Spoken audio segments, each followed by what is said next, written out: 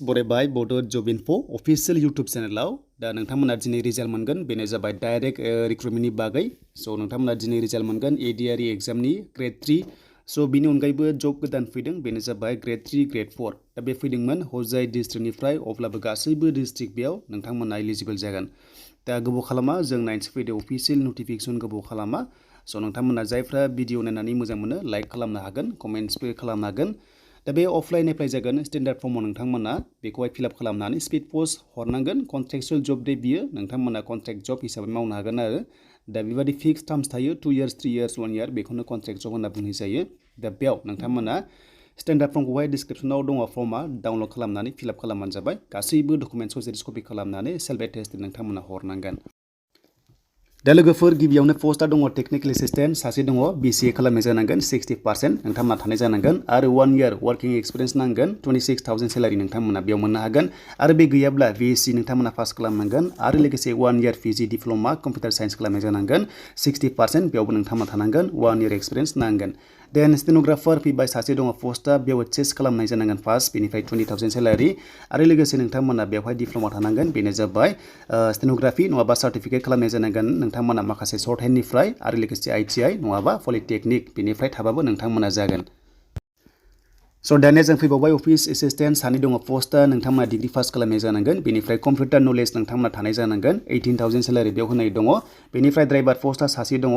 दा बेयाव minimum 8 pass बिदों नाथाय मेक्सिमाम नोंथांमोना हायो LMB लाइसेन्स थाबानो जागोन आरो लोगोसे बे लाइसेन्सआ 5 इयार्स अल्ड जानांगोन अब्लासो नोंथांमोना हागोन 15,000 सेलारि मोनगोन देन अफिस पियन दङ सानै बेयाव मिनिमाम 8 पास बेनिफ्राय नोंथांमोना मेक्सिमाम बेयाव लिरनायखौ नुनो मोन्दों बेनो जाबाय नोंथांमोना 10 पाससिमल' हागोन माने HS पासनि गाहायाव जानांगोन होनना बुंदों जायफ्रा HS पासनि बारा एबा HS पास बेयाव हानाय नङागोन बेयाव बेबायदि लिरनाय दङ आरो नोंथांमोना सेलारि मोनगोन 12,000 बेयाव मोननाय जागोन दा बेनि एप्लाइनि लास्ट डेटआ अफलाइन 30 नभेम्बर नोंथांमोना स्पिड पस्ट एबा बाय पस्ट हरनांगोन VIIT निफ्राय ST हिसाबै 45 इयार्स मोनखायो बेखौ मिथिखागौ आरो लोगोसे एडमिट होयोब्ला नोंथांमोननि भिडिअ खालामगोन आरो लोगोसे बेयाव स्किल टेस्ट एबा नोंथांमोनखौहाय एग्जाम लानाय जागोन आरो लोगोसे एड्रेसआ बेनो नोंथांमोना हाउ टु एप्लाइ नायबानो जाबाय एड्रेस दङ दा पिन नाम्बारखौ नोंथांमोना नागिरबानो जाबाय डिस्ट्रिक्ट एन्ड सेसन जाज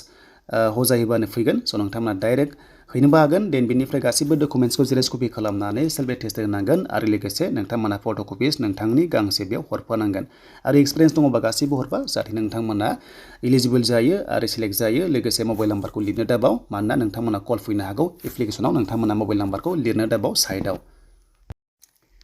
स' दानिया गोदान जबाव बेनो जाबाय बिसनाथ डिस्ट्रिक्टनिफ्राय फैनाय चिफ जुडिशियेल मेजिस्ट्रेटनिफ्राय फैदों बेयावबो नोंथांमोना स्टेन्डार्ड फर्म सेम प्रसेसआवनो फिलआप खालामनानै हरनांगोन आरो बे जबा जाबाय नोंथांमोना नुनो मोन्दों ग्रेड 4 दा फार्स्टआव दङ पियन सानै दङ बेनिफ्राय सेक्रेटारियाव सासे दङ स्किल फिखौ नोंथांमोना नायना ला आरो बेयाव क्वालिफिकेसन लिरनाय बायदिब्ला 8 पासनिफ्राय HS पाससिम बेनिफ्राय गासैबो पस्टआ आनरिजार्भ जाना दङ डेट मिन्स ST SC गासैबो हागोन आरो लास्टआव दङ ड्राइभार सासे दङ दा स्किल फिया बेना एसे बारा देन बेनिफ्राय 8 पासनिफ्रायनो हागोन स' नोंथांमोना लाइसेन्स थानांगोन प्रोफेसनेल बा ट्रान्सपर्ट नोंथांमोना ड्राइभिं लाइसेन्स थानांगोन आनरिजार्भ गासैबो स' 18 निफ्राय 45 इयार्स नोंथांमोना बेयाव हागोन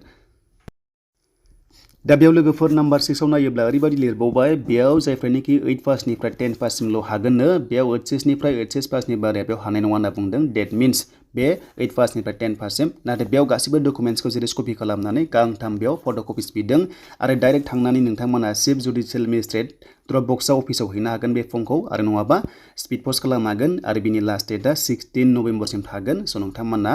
अफिसियेल साइट मोन्दों बेयाव नटिसखौ नायबाय थानो हागोन एग्जामनि बागै देन बेनिफ्राय एड्रेसा बबेयाव हरगोन होनोब्ला गाहायाव दङ आं नोंथांमोना होगासिनो दङ दा एड्रेसा नै नोंथांमोना बेयाव नुनो मोन्दों 19 नाम्बाराव एड्रेस दङ बेयावनो नोंथांमोना स्पिड पस्ट खालामना हरबानो जाबाय दा फर्मा एभेलेबल दङ डिसक्रिप्सनाव स्टेन्डार्ड फर्मखौनो फिलआप खालामनानै नोंथांमोना हरबानो जाबाय बा डाइरेक्ट हैबानो जाबाय स' बेनिसिम लोगोफोर दिनैनि बिग आपडेट ग्रेड 4 ग्रेड 3 देन बेनिफ्राय नोंथांमोना एडिआरइ एग्जामनि रिजाल्ट दिनै मोनगोन गासैनिसिमबो अल दा बेस्ट थाबाय जाहाथे नोंथांमोननि रिजाल्टआ मोजां फैयो